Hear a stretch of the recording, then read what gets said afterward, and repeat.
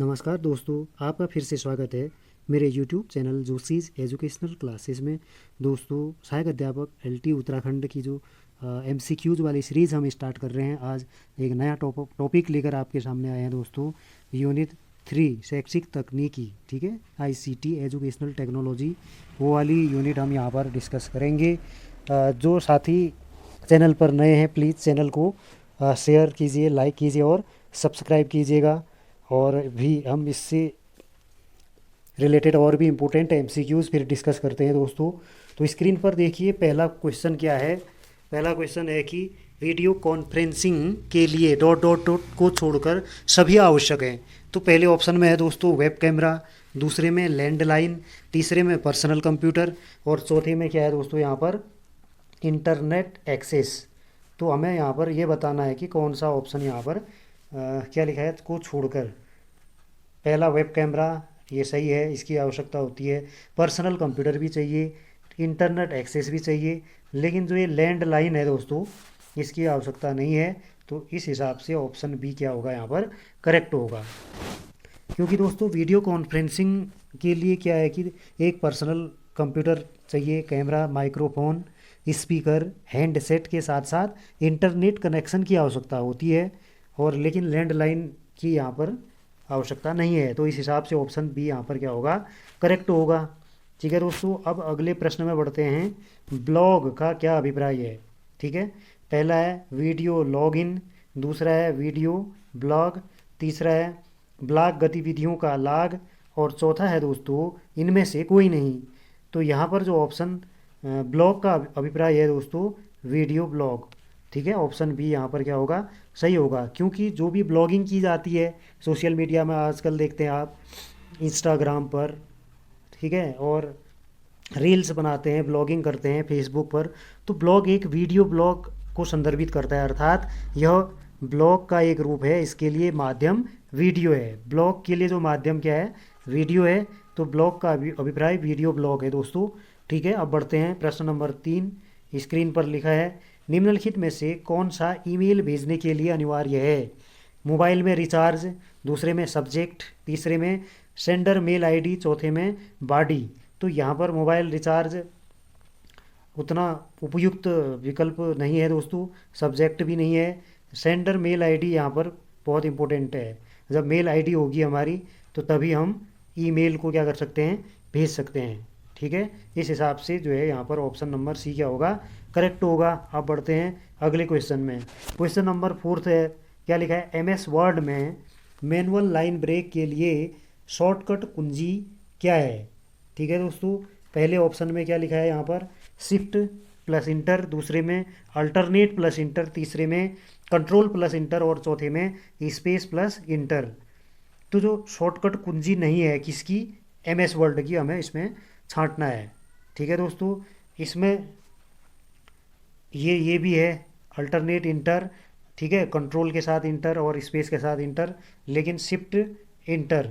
तो ये यहाँ पर क्या है, यहाँ पर ये शिफ्ट के साथ इंटर, ये वाला ऑप्शन ए जो है इस प्रश्न का सही होगा। क्योंकि दोस्तों जो हमने यहाँ पर क्या लिखा है शिफ्ट के साथ इंटर लिखा है, ये एमएस वर्ड का शॉर्टकट नहीं है। ठीक है, अब बढ़ते हैं अगले प्रश्न में। प्रश्न 5वां, माइक्रोसॉफ्ट विंडोज़ किस प्रकार का ऑपरेटिंग सिस्टम है। ठीक है, माइक्रोसॉफ्ट विंडोज़ किस प्रकार का ऑपरेटिंग सॉफ्टवेयर है। पहला लिखा है फ्रीवेयर, दूसरा लिखा है डिस्क डिफ्रैगमेंटर, तीसरा लिखा है प्रोप्राइटरी सॉफ्टवेयर और लास्ट ऑप्शन चौथे में है शेयरवेयर। तो यहाँ पर जो है कैसा ऑपरेटिंग सिस्टम है दोस्तों, ये प्रोप्राइटरी ऑपरेटिंग सिस्टम है या सॉफ्टवेयर है। ठीक है, माइक्रोसॉफ्ट विंडोज़ क्या है प्रोप्राइटरी सॉफ्टवेयर है। ठीक है दोस्तों, कोई भी प्रोग्राम जो कॉपीराइट है या उसके जो प्रकाशक या विक्रेता होते हैं दोस्तों, वो क्या करते हैं वितरण पर संशोधन या प्रतिबंध लगाया जाता है तो उसे प्रोप्राइटरी सॉफ्टवेयर माना जाता है। जैसे माइक्रोसॉफ्ट विंडोज़ है, दूसरा इसका एग्जांपल एंडोज फ्लैश प्लेयर कह सकते हैं। ठीक है, और विनरार स्काइप ये सब इसके क्या हैं, एग्जाम्पल हैं। तो माइक्रोसॉफ्ट विंडोज़ का ऑपरेटिंग जो सिस्टम है वो प्रोप्राइटरी और सॉफ्टवेयर, तो ऑप्शन नंबर सी यहाँ पर क्या होगा, करेक्ट होगा दोस्तों। अब बढ़ते हैं क्वेश्चन नंबर 6 में। ईमेल प्राप्त करने के लिए निम्नलिखित में से किस प्रोटोकॉल का प्रयोग किया जाता है? पहला है FTP, दूसरा है POP3, तीसरा SMTP और चौथा है HTTP। ठीक है दोस्तों, यहाँ पर जो राइट आंसर है POP3। POP3 के बारे में थोड़ा हम ये जान लेते हैं कि यह एक कंप्यूटर नेटवर्किंग और इंटरनेट मानक नवाचार है दोस्तों, जो होस्ट मशीन द्वारा एक्सेस के लिए रिमोट मेल सर्वर से ईमेल निकालता है और अ, उसको पुनर्प्राप्त करता है। ठीक है, तो यहाँ पर ईमेल प्राप्त करने के लिए जिस प्रोटोकॉल का उपयोग किया जाता है तो वो है आपका POP3। तो ऑप्शन नंबर बी यहाँ पर क्या होगा, करेक्ट होगा। बढ़ते हैं अगले प्रश्न में। क्वेश्चन नंबर 7, निम्नलिखित में से कौन सा सहयोगात्मक ICT उपकरण उपयोगकर्ता को जानकारी साझा करने के लिए बुलेटिन बोर्ड बनाने की अनुमति देता है? पहला क्या लिखा है यहाँ पर, यह लिखा है एक्स माइंड, दूसरा पैडलेट, तीसरा पुस्तक निर्माता, चौथा प्लारगोन। तो क्वेश्चन क्या है दोस्तों, जो ICT उपकरण है उसको उपयोग की जानकारी साझा करने के लिए जो डिजिटल बुलेटिन बोर्ड बनाया जाता है उसको बोलते हैं पैडलेट। ठीक है दोस्तों, तो पैडलेट क्या है, थोड़ा हम इसके बारे में जानते हैं कि यह एक बहुमुखी उपकरण है दोस्तों। ठीक है, जो क्या करता है, उपयोगकर्ताओं को डिजिटल बुलेटिन बोर्ड बनाने के लिए सक्षम बनाता है। ठीक है, जिससे दीवारें भी कहा जाता है, इसको क्या बोला जाता है, दीवारें। इस पैडलेट जो बुलेटिन बोर्ड है दोस्तों, इस पैडलेट को दीवारें कहा जाता है। ठीक है, इसका काम क्या है, डिजिटल बुलेटिन बोर्ड बनाने की अनुमति देता है। ठीक है, और जानकारी को साझा कर सकते हैं इसकी सहायता से। तो इस हिसाब से ICT उपकरण की जानकारी को इकट्ठा करने के लिए या डिजिटल बुलेटिन बोर्ड बनाने की अनुमति देता है कौन, पैडलेट। तो इसका ऑप्शन नंबर बी जो है करेक्ट है। अब बढ़ते हैं प्रश्न नंबर 8 में। Information and communication technology ICT के बारे में कौन सा कथन सही नहीं है? पहला लिखा है ICT एक आधुनिक शिक्षण सहायक सामग्री है, तो ये तो सही है दोस्तों। दूसरा लिखा है शिक्षण में ICT का उपयोग शारीरिक श्रम को कम होगा, यहाँ पर ठीक है, काम नहीं होगा, कम करता है। तो ये ऑप्शन भी आपका सही है। ICT एक शिक्षक का विकल्प है, यह गलत है। ठीक है, ICT जो शिक्षण में सीखने की सुविधा प्रदान करता है, तो हमें वो छांटना था जो सही नहीं है। तो यही सही नहीं है, शिक्षक का विकल्प है, नहीं है दोस्तों, ये मदद करता है। ठीक है, और यह है क्या, एक आवश्यक शिक्षण सामग्री है। तो यहाँ पर ऑप्शन नंबर सी जो है क्या है, सही है। ठीक है, जो कि ICT के बारे में सही इन्फॉर्मेशन नहीं दे रहा है। ICT एक शिक्षक का विकल्प है, तो जो कि गलत है, option C is correct according to question. अब बढ़ते हैं अगले प्रश्न में। प्रश्न नंबर 9, तो हमें यहाँ पर सुमेलित करना है। सबसे पहले हमें सूची फर्स्ट दी है और सूची सेकेंड, ये निवेश युक्तियाँ हैं, इनपुट, ठीक है, डिवाइस, और यहाँ पर इनका यूज़ क्या है। पहला क्या है, ग्राफिक्स टैबलेट, बी वाले में टच स्क्रीन, तीसरे में बारकोड रीडर, चौथे हैं न्यूमेरिक कीपैड। दोस्तों हमारी सूची बी है या दूसरी है, उनका यूज़ मतलब किस डिवाइस से क्या चीज़ यूज़ करते हैं। तो नंबर 1 में है सूचना कियास्क पर डाटा का निवेश करने के लिए, दूसरा है सुपरमार्केट एक POAK के लिए, तीसरा है पिन है, यहाँ पर पिन डालने के लिए, ठीक है, पिन डालने के लिए, चौथा है स्वच्छंद चित्रांकन के लिए। तो यहाँ पर दोस्तों जो ग्राफिक्स टैबलेट है इसका यूज़ होता है स्वच्छंद चित्रांकन के लिए। जो टच स्क्रीन है इसका यह क्या है दोस्तों, सूचना कियास्क पर डाटा का निवेश करने के लिए टच स्क्रीन का यूज होता है। ठीक है, और बार कोड जो होता है रीडर, तो ये सुपर मार्केट सही है इसका। और लास्ट क्या है, न्यूमेरिक कीपैड, न्यूमेरिक मतलब जिसमें नंबर होते हैं, तो ये इसका जो होगा पिन डालने के लिए। ठीक है, तो इस हिसाब से पहले का चौथा है, ठीक है, एरो हमारा, दूसरे बी वाले का फर्स्ट में है, सी वाले का सेकंड वाले में है। तो इस हिसाब से जो विकल्प पहला है वो हमारा क्या है, सही है, ऑप्शन ए इज़ करेक्ट। अब बढ़ते हैं अगले प्रश्न में।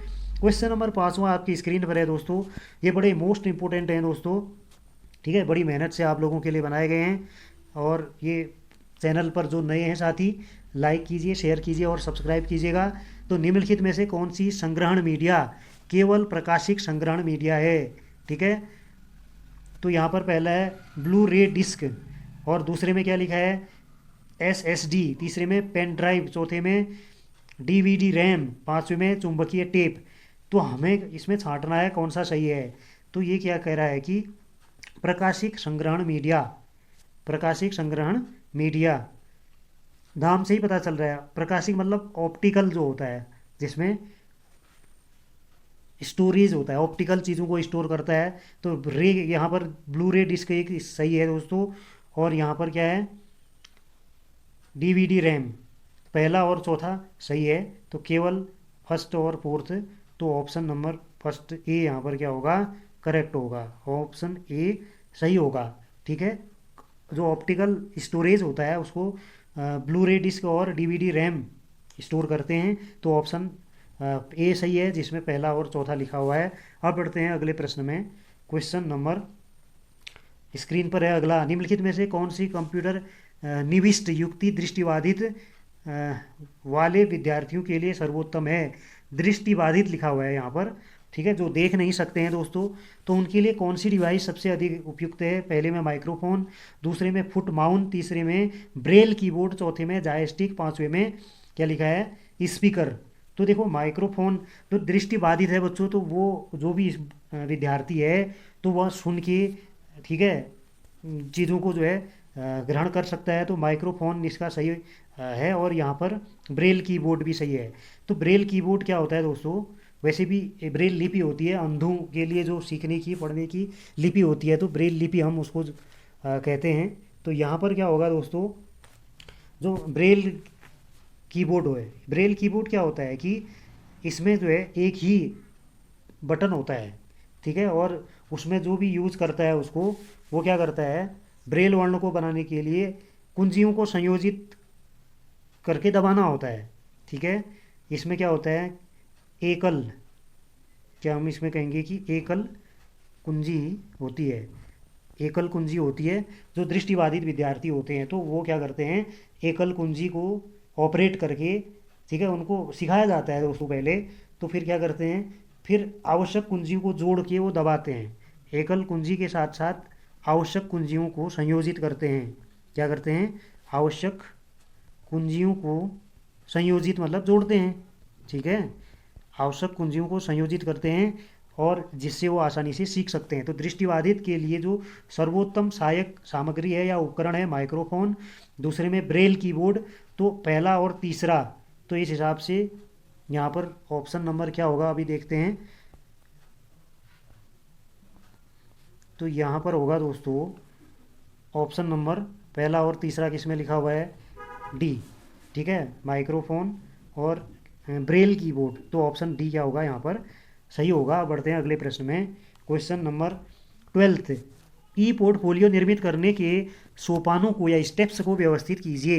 ये मोस्ट इंपोर्टेंट क्वेश्चन है दोस्तों। ई पोर्टफोलियो को निर्मित करने के लिए जो स्टेप्स हैं, पहला क्या लिखा है, क्या लिखा है, विकसित करना। दूसरे में क्या लिखा है दोस्तों, विश्लेषण करना। और तीसरे में क्या लिखा है, अभिकल्पित करना। चौथे में मूल्यांकित करना। और पांचवे में क्या लिखा है, क्रियान्वित करना। तो यहाँ पर जो है क्या होगा दोस्तों, ई पोर्टफोलियो, ठीक है, सबसे पहले विकसित करना, विश्लेषित करना, फिर क्या लिखा है, अभिकल्पित करना।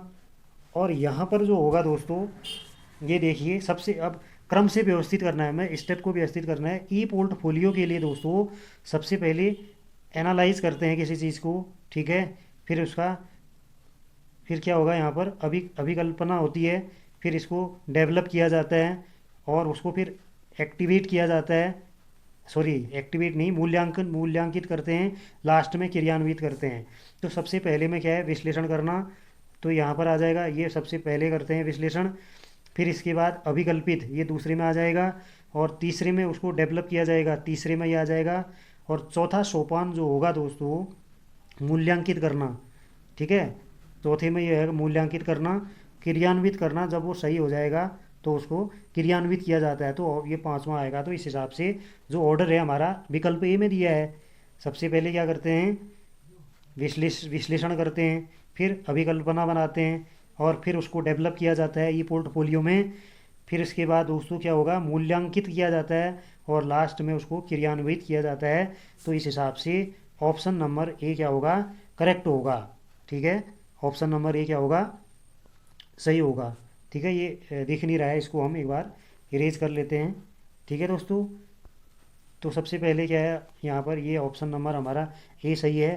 ठीक है, ए में मतलब सबसे पहले विश्लेषित करना, फिर उसके बाद क्या है अभिकल्पित करना, ठीक, फिर विकसित करना, फिर मूल्यांकित करना, फिर लास्ट में क्रियान्वित करना। तो ई पोर्टफोलियो की ये स्टेप्स हैं। सोपान मतलब क्या होता है, स्टेप्स। ठीक है, तो ऑप्शन नंबर ए करेक्ट होगा। बढ़ते हैं अगले प्रश्न में। ठीक है दोस्तों, अगले प्रश्न में बढ़ते हैं। निम्नलिखित में मोक्ष का तीसरा भाग है। तो दोस्तों हमें पहले तो ये जानना होगा कि ये मोक्ष क्या चीज़ है। तो पहला भाग इसमें लिखा है मूल्यांकन, ठीक, दूसरे में लिखा है संदर्भ, तीसरे में लिखा है दोस्तों यहाँ पर वीडियो, चौथे में लिखा है वेब लिंक। अब हमें ऑप्शन बताने हैं कि पहला दूसरा सही है, दूसरा तीसरा सही है। तो सबसे पहले तो दोस्तों यहाँ पर मूक्स का फुल फॉर्म क्या होता है। एम का मतलब होता है यहाँ पर, एम का मतलब होता है दोस्तों मेटिव। ठीक है, ओ का मतलब क्या होता है यहाँ पर, ओपन। ठीक है, फिर तीसरे ओ का मतलब होता है ऑनलाइन। ठीक है, और लास्ट में सी जो लिखा हुआ है इसका मतलब होता है कोर्सेज। ठीक है, मूक्स इसका फुल फॉर्म हमने क्या लिख दिया, मेटिव ओपन, ठीक है, ऑनलाइन कोर्सेज। तो अब हमारा जो क्वेश्चन है कि इसका तीसरा भाग क्या है, इसका तीसरा भाग क्या है, इसको पहले इरेज करते हैं दोस्तों, फिर यहाँ पर जगह नहीं बचती है। तो इसका तीसरा भाग, पहले में मूल्यांकन कह रहा है, ठीक है, दूसरे में संदर्भ, तीसरे में वीडियो, चौथे में वेब लिंक, और पांच, ये तो नहीं होगा दोस्तों, वीडियो भी नहीं होगा। तो ये मूल्यांकन और संदर्भ। ठीक है, सबसे पहले तो इसके मूक्स के स्टेप होते हैं। पहला स्टेप होता है दोस्तों, नंबर पहला क्या होता है कि ई ट्यूटोरियल होता है। ठीक है, इसको क्या बोलते हैं, ई ट्यूटोरियल। ठीक है, और दूसरा जो भाग होता है इसका मूक्स का, वो होता है ई विषय वस्तु, ई विषय वस्तु। ठीक है, और तीसरा भाग जो क्वेश्चन में पूछा है वही है आकलन। तीसरा वाला भाग क्या है, आकलन। और मूक्स का चौथा भाग है स्व आकलन। ठीक है, स्व आकलन। तो ये चार भाग किसके हैं, मूक्स के हैं। तो हमें तीसरे भाग के बारे में पूछ रहा है वो। तीसरा भाग आकलन है दोस्तों। आकलन के अंतर्गत क्या क्या आ जाते हैं, मूल्यांकन और संदर्भ। ठीक है, अब हम इसको देखते हैं कि ये किस विकल्प में है। तो इसको एक बार इरेज कर देते हैं। तो यहाँ पर जो है मूल्यांकन और संदर्भ, केवल पहला और दूसरा, ऑप्शन ए इज करेक्ट। अब बढ़ते हैं अगले प्रश्न में दोस्तों। क्वेश्चन नंबर 15 था, आपकी स्क्रीन पर है। निम्नलिखित में श्रवण की मानवीय अनुक्रिया होती है। बहुत इंपॉर्टेंट क्वेश्चन है। नंबर पहला रैखिक है, दूसरा क्या कह रहा है कि चरघातांकीय, तीसरा कह रहा है द्विघातीय, चौथा कह रहा है लघु गुणकीय। श्रवण का मतलब सुनना, सुनने का जो रिस्पॉन्स होता है, श्रवण की जो अनुक्रिया होती है लीनियर होती है, एक्सपोनेंशियल होती है, ठीक है, या क्वाड्रेटिक होती है, या लॉगरिथमिक होती है। तो दोस्तों यहाँ पर ये लघु गुणकीय सही है, क्योंकि जो जो डेसिबल होता है, ठीक है, इसको क्या किससे, ध्वनि का जो तीव्रता स्तर, उसको डेसिबल को बीटा से रिप्रेजेंट करते हैं। तो ये बीटा की वैल्यू क्या होती है, 10 log of I upon I not. ठीक है, आई उसकी तीव्रता है, ठीक है, और आई जीरो क्या है, इनिशियल इंटेंसिटी ऑफ साउंड। ये जो आई का मतलब है ध्वनि की तीव्रता, ये प्रारंभिक तीव्रता यहाँ पर आई जीरो है। आई जीरो क्या है, प्रारंभिक तीव्रता। ठीक है, ध्वनि की इनिशियल इंटेंसिटी जो आई है वो बाद वाली है, जिसको हम अंतिम कह सकते हैं, अंतिम तीव्रता, फाइनल इंटेंसिटी। तो ये फॉर्मूला किस में है, लॉग में है, 10 log of I over I not. तो ये क्या है, डेसिबल जो स्तर होता है ध्वनि का, उसका फॉर्मूला है। तो इसका मतलब लघु गुणकीय होता है ये। बाकी अब इरेज करते हैं दोस्तों। ठीक है, आप इसको उतार लीजिएगा, ये मोस्ट इंपॉर्टेंट क्वेश्चन है। तो कैसा होता है, लघु गुणकीय है। अगला क्वेश्चन लिखा है, निम्नलिखित में 25 का बाइनरी समतुल्य है। तो यहाँ पर देखो बाइनरी कैसे करते हैं दोस्तों, मैं एक बार इसको इरेज करता हूँ, जगह कम है। 25 डेसिमल नंबर है, इसको बाइनरी में बदलना है तो कैसे बदलेंगे, तो 25 को हम यहाँ लिखते हैं, 2 का डिवाइड करते हैं पहले, यहाँ 2 से 12 बार भाग जाएगा, एक शेष बचेगा, उसको यहाँ लिखते हैं। ठीक है, इस साइड हम क्या लिख रहे हैं, शेष को। 2 का भाग दिया, 2 एकम 2, एक बचा बार, ठीक है, 15 हुआ, 2 दूनी 4, एक शेष बच गया। फिर 2 का भाग 12 में दे दिया, 2 छक्का 12, तो 0 शेष बचा। 2 का भाग 3 में दे दिया, 6 में दे दिया, 2 तियाँ 6, यहाँ 0 बचा। फिर 2 का भाग 3 में, 2 एकम 2, क्या शेष बचा, 1। तो इसको लिखने का ऑर्डर नीचे से होता है, नीचे से लिखेंगे, ऊपर की तरफ लिखेंगे तो क्या आएगा, 1 1 0 0 1 1 0 0 1 1 0 0 1, यहाँ लिख देते हैं 1 1 0 0 1। बाकी मैं इरेज करता हूँ दोस्तों, तो ये आपने सीख लिया होगा कैसे निकाला। तो यहाँ पर ऑप्शन में देखते हैं, जो हमारा आ रखा है कौन सा है, 1 1 0 0 1, ये है ऑप्शन नंबर सी, क्या होगा, सही होगा। अगला प्रश्न है 17, एक सामान्य शिक्षा में उपयोग किए जाने वाली तकनीकी कौन सी नहीं है, मतलब कौन सी टेक्नोलॉजी नहीं है, तकनीकी नहीं है। ऑडियो टेप, ये तो तकनीकी है। सीडी भी एक टेक्नोलॉजी के अंतर्गत आता है। ग्रीन बोर्ड नहीं है दोस्तों, ई बोर्ड भी टेक्नोलॉजी में आता है, तो जो ग्रीन बोर्ड है वह तकनीकी के अंतर्गत नहीं आता है। तो यहाँ पर ऑप्शन नंबर सी क्या होगा, सही होगा। अब बढ़ते हैं अगले प्रश्न में। क्वेश्चन नंबर 18वां क्या लिखा है, ओवर हेड प्रोजेक्टर, जिसको OHP भी कहते हैं, शॉर्टकट में इसको क्या कहते हैं, OHP। ठीक है, OHP ओवर हेड प्रोजेक्टर। क्या कह रहा है, एक हेडफोन जिसमें हम ध्वनि को सुन सकते हैं, एक हेडफोन है। ओवर हेड प्रोजेक्टर क्या है, तो ऑप्शन पहला है कि इस हेडफोन है जिसमें ध्वनि को सुन सकते हैं, ये नहीं है। एक कैमरा जिसमें हम चित्र को स्थिर अवस्था में देख सकते हैं, ये भी सही विकल्प नहीं है। एक किताब है जिससे हम पढ़ सकते हैं, ये भी नहीं है। तो ये एक आर्टिकल उपकरण है जिससे हम स्क्रीन पर छवियों को क्या कर सकते हैं, प्रोजेक्ट कर सकते हैं, प्रक्षेपित कर सकते हैं। ठीक है, प्रोजेक्टर का मतलब ही प्रक्षेपित करना होता है, ओवरहेड प्रोजेक्टर। ठीक है, ये सिर से ऊपर होता है, सर के ऊपर होता है ओवरहेड प्रोजेक्टर। यह एक आर्टिकल उपकरण है जिसे हम स्क्रीन पर छवियों को, ठीक है, जो भी आपके डायग्राम्स हैं, फिगर्स हैं, उनको हम दिखा सकते हैं। तो ऑप्शन डी क्या होगा यहाँ पर, सही होगा। अगला क्वेश्चन बड़ा इंपॉर्टेंट है, निम्नलिखित में इंटरनेट की स्पीड किस में मापी जाती है। पहला है आपका GBps, ठीक है, गीगाबाइट पर सेकेंड। दूसरा है DPI, तीसरा है HB, चौथा है GHz। तो यहाँ पर ऑप्शन नंबर ए सही है। ठीक है, गीगाबाइट पर सेकेंड, गीगाबाइट पर सेकेंड। ठीक है, GBps का मतलब वही है, गीगाबाइट पर सेकेंड। तो ऑप्शन ए इस क्या है, करेक्ट है। अब बढ़ते हैं, लास्ट प्रश्न आज का है, निम्नलिखित में दीक्षा का क्या अभिप्राय है, DIKSHA। ठीक है, दीक्षा का क्या अभिप्राय है दोस्तों, एक नाटक है, नहीं है। स्वास्थ्य संबंधी समस्या है, नहीं है। ये वो उपकरण है, ये भी नहीं है। एक राष्ट्रीय शैक्षिक अनुसंधान, ठीक है, ये ऑप्शन नंबर डी है। ठीक है, डी एक राष्ट्रीय शैक्षिक अनुसंधान है। तो हमें अब ये चीज़ पता होनी चाहिए कि दोस्तों जो ये दीक्षा है इसकी शुरुआत कब हुई थी। ठीक है, दीक्षा की शुरुआत किसने की, भारत की शिक्षा मंत्रालय के NCERT की एक पहल है। दीक्षा क्या है, NCERT की एक पहल है। अब इसकी शुरुआत कब हुई थी, 5 सितंबर, कब से ये लागू हुआ, 5 सितंबर 2017 से, 5 सितंबर 2017। जो दीक्षा ऐप है दोस्तों, ठीक है, ये एक ऐप है एजुकेशनल, ठीक है, एक शिक्षा का ऐप है। इसकी शुरुआत या मतलब ये इसका जो शुभारंभ कहेंगे तो ये कब हुआ, 5 सितंबर 2017। किसने किया, भारत के उपराष्ट्रपति तात्कालिक कौन थे, M वेंकैया नायडू। ठीक है, M वेंकैया नायडू,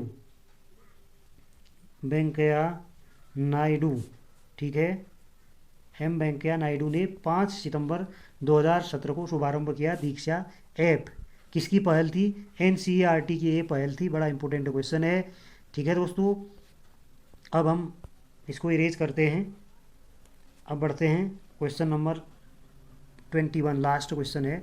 तो हमारा इसका आंसर ये था, एक राष्ट्रीय शैक्षिक अनुसंधान, इसका ऑप्शन डी सही होगा, डी करेक्ट होगा।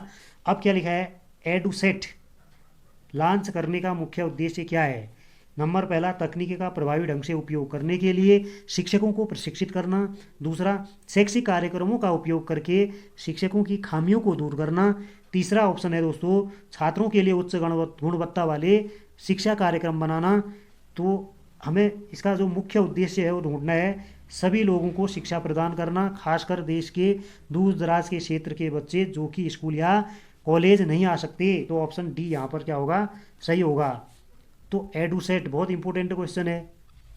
यह एडुसेट क्या है दोस्तों, यह एक सेट मतलब पहला सबसे पहले जो है ये क्या शिक्षा के क्षेत्र में क्या किया गया था, लॉन्च किया गया था।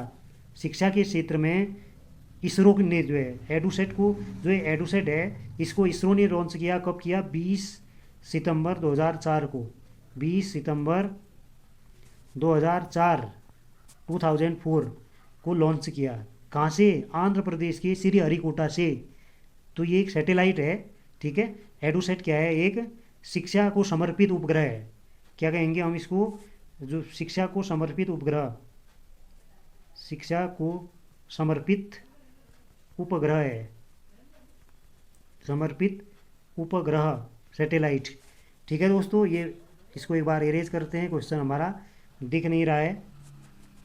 तो यहाँ पर तो डी था, और इस वाले में एडुसेट लॉन्च करने का जो मुख्य उद्देश्य था वो ये वाला था कि जो दूर दराज के जो स्कूल नहीं जा पाते हैं उनके लिए उच्च गुणवत्ता पूर्ण शिक्षा प्रदान करना। तो ऑप्शन नंबर डी क्या होगा, सही होगा दोस्तों। अभी के लिए इतना ही, वीडियो फिर काफ़ी लंबा हो जाता है दोस्तों। बाकी बचे हुए मोस्ट इंपोर्टेंट क्वेश्चन मैं अगले वीडियो में लाता हूं दोस्तों। जितने भी दोस्त यहाँ पर नए हैं तो वो चैनल को सब्सक्राइब कीजिएगा, अपनी फ्रेंड्स में शेयर कीजिएगा, ठीक है दोस्तों। अभी के लिए इतना ही, धन्यवाद।